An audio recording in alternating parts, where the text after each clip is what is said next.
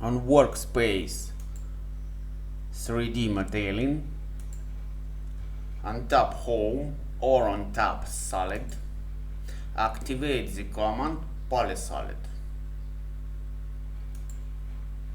In command line, select option higher, enter some digit from the keyboard, it's maybe 350, and click enter on the keyboard. Next step, activate the option width.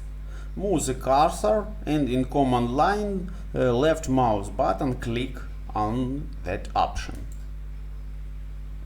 and enter width. It may be 150.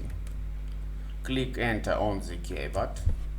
Next step, on drawing field, select specify start point and specify some other point.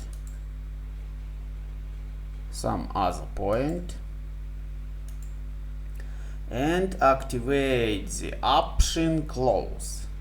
In command line, move the cursor and click left mouse button.